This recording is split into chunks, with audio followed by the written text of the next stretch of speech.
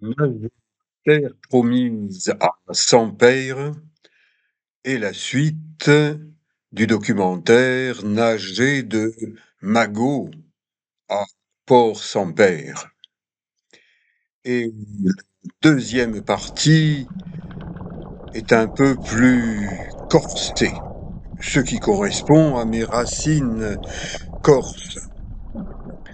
Donc, je vous invite à cette deuxième partie à partir des rochers dits de terre promise et vous apercevez un panneau qui sort des rochers et qui indique accès interdit.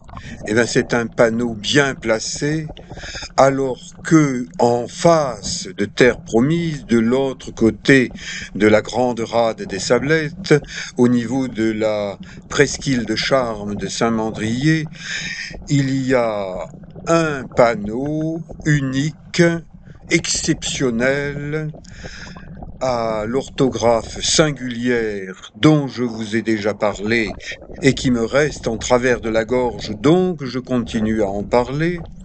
Ce panneau indique accès interdit, risque au singulier, de chute au singulier, de pierre au pluriel.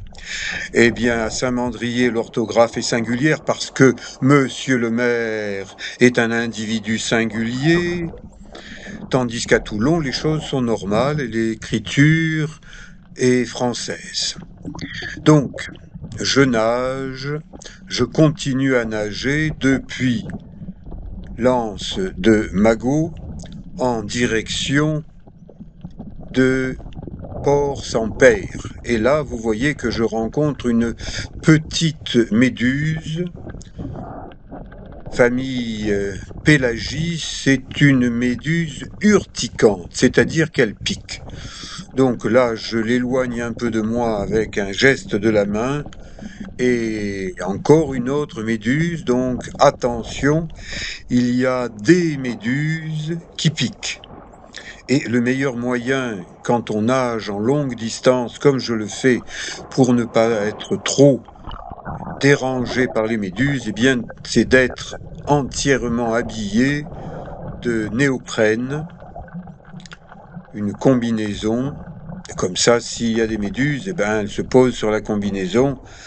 Et lorsqu'on enlève la combinaison, il faut faire attention de ne pas se faire piquer par les filaments qui sont restés accrochés à la combinaison, mais au moins, quand on nage, on n'est pas victime de piqûres de méduses. Ça n'est pas mortel, mais c'est quand même dérangeant. Ça peut rester urticant pendant plusieurs jours. Donc, je vous parle en tant qu'ancien maître nageur sauveteur.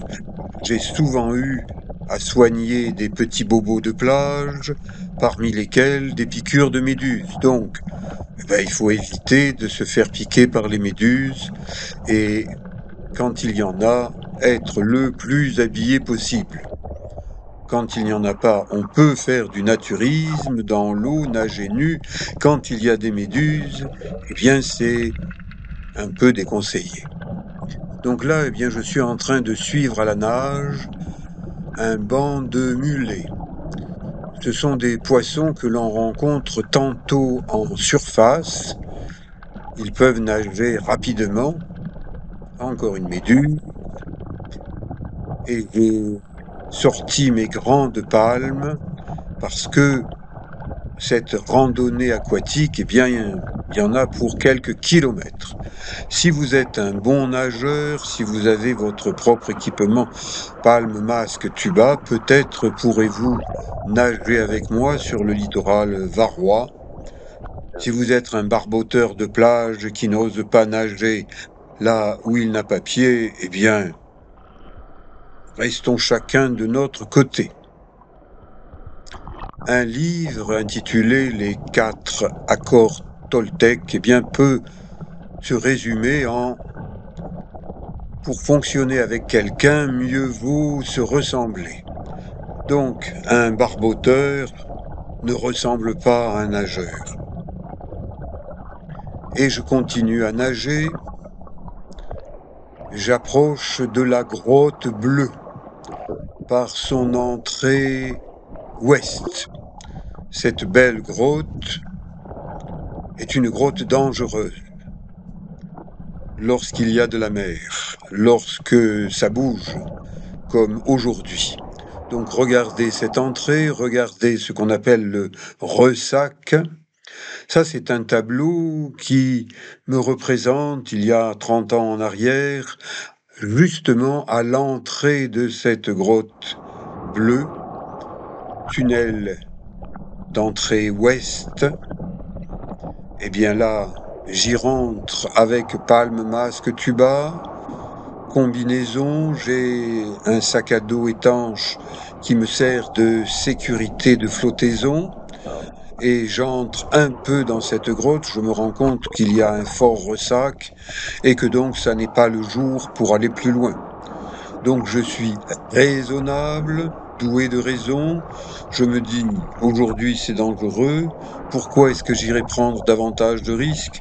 Eh bien demi-tour dans ce tunnel étroit et je ressors, je suis un peu bousculé par les vagues, par le ressac, mais je suis un ancien maître nageur sauveteur, j'ai l'habitude de nager dans des conditions un peu difficiles, je les recherche parfois pour savoir si je suis encore en état de nager dans ce type de terrain maritime, avec ce type de vagues, de courants.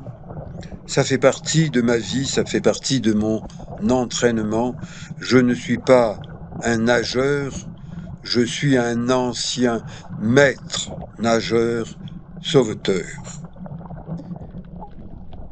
Et j'observe les rochers, ils ont été creusés par le ressac, par les vagues, donc lorsqu'on s'approche de ces rochers, eh bien on risque de s'abîmer la tête.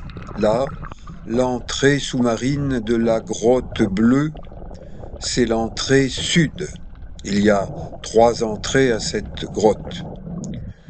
Je continue à nager aujourd'hui sans rentrer à l'intérieur de cette grotte. Ça sera pour une prochaine vidéo, mais je vous les ai déjà montré, ces différentes entrées, dans des vidéos précédentes. Allez les chercher si vous le voulez, vous les trouverez dans la série Toulon et le Var. Et je grimpais ici au moment des carnets de l'aventure d'Antenne 2. J'ai tourné 3 Toulonnais on the Rocks.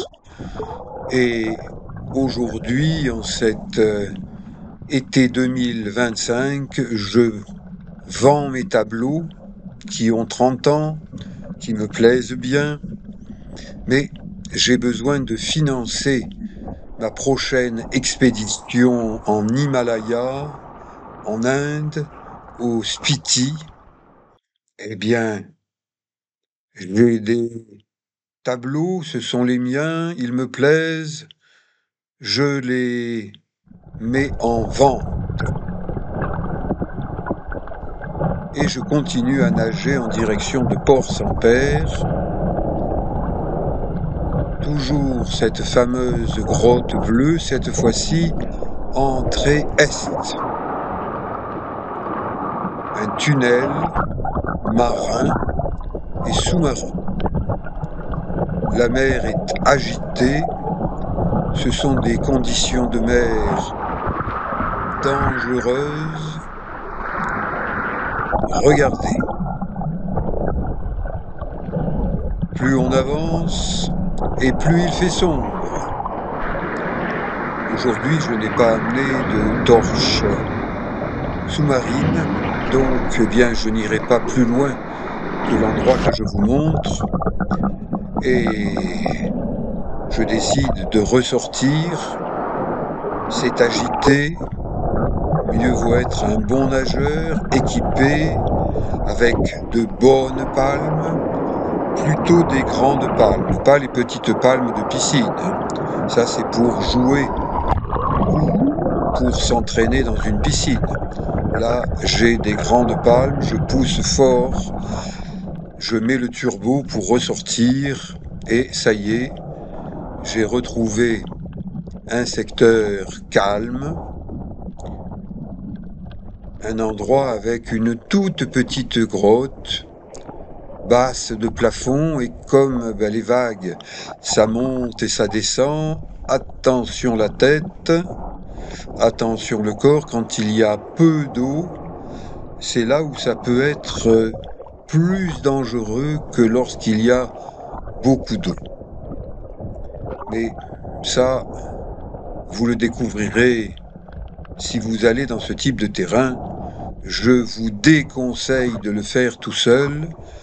Cette nage aventureuse doit être pratiquée à deux, et pas plus que deux, parce qu'à deux on se surveille. Un groupe plus nombreux, il est très difficile de surveiller tous les participants. Du moins, c'est ma conception de la sécurité en nageant en tant que maître nageur sauveteur. Et là, encore un de mes tableaux qui date d'il y a 30 ans et qui me représente. Vous voyez qu'à l'époque, j'avais une barbe noire, des cheveux noirs et courts. Maintenant, j'ai une barbe blanche, des cheveux blancs et beaucoup plus longs qu'avant. J'ai 75 ans et j'assume mon âge. Je regarde les rochers, ça me rappelle les endroits où je grimpais. Là, ça me rappelle aussi une période où je faisais du kayak en mer. J'en referai certainement dans le courant de l'été, mais pas avec n'importe qui. Mieux vaut être seul que mal accompagné. Donc lorsque je viserai à refaire du kayak en mer, à partir des Sablettes et du côté du Cap Sicié, eh bien, je demanderai à un copain de l'époque, d'il y a pas mal d'années, de faire une sortie ensemble. Ça, c'est mon plus grand tableau. Dimension 80 cm sur 1,60 m, et je me suis auto-représenté en train de grimper sur l'un des rochers que je vous ai montré, et en différentes phases de cette escalade. Et je me souviens que lorsque j'avais 30 ans et qu'il y avait des grimpeurs de 20 ans, ils me regardaient grimper et disaient « Le vieux, il est écœurant. Il fait des choses que nous, on n'arrive pas à faire. » Eh ben oui, peut-être que c'est une question d'entraînement. Si on veut réussir quelque chose, qu'il s'agisse de natation, qu'il s'agisse d'escalade, eh bien ça demande des efforts, ça demande une technique, comme là, de passer entre des rochers étroits pour vous montrer la beauté de ce fond sous-marin. Eh bien ça n'est pas à la portée de tout le monde. Je vous le montre parce que là les conditions s'y prêtent. La veille, elle ne s'y prestait pas, je n'y suis pas passé. Ça, ce sont les rochers qu'on appelle de Saint-Père ou bien de Sainte-Marguerite. De mon temps, quand on grimpait là-bas, on appelait cet endroit la Piade. Et vous voyez, j'en ai tiré 6 petits tableaux et un grand tableau.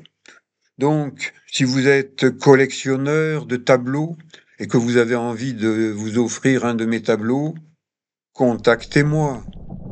N'attendez pas trop. À nouveau des mulets au niveau de cette belle falaise.